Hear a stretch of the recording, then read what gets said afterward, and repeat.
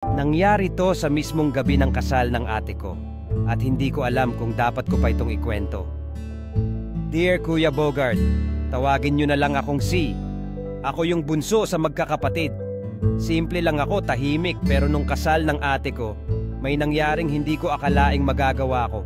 Reception na. Lahat masaya, may konting inuman. Tapos dumating yung best man, si Kuya Jake. Tall, gwapo, parang artista. Crush ko siya noon pa, pero syempre, hindi pwede. Pero nung gabing yon, tipsy na kaming dalawa. Nagkabiruan, nagka-eye contact, tapos bigla na lang niya akong hinila palabas ng venue. Hindi ko na maalala kung sino ang unang humalik. Basta ang alam ko, bigla kaming nasa loob ng kotse. Mainit, mabilis, parang pelikula. Pero ito yung twist, may kumatok sa bintana. Yung kumatok, si ate. Nakita niya kami. Nakabukas pa yung blouse ko. Hindi siya umiiyak. Hindi rin galit.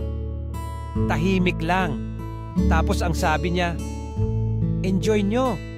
Sa kanya rin ako galing dati. Hindi ko alam kung ano ang mas masakit. Yung nahuli kami o yung malaman na ginamit lang pala kami pareho ng lalaking yon. Oo, pati si ate. Simula nun, hindi na kami nagkatinginan. Pero hindi ko makalimutan yon.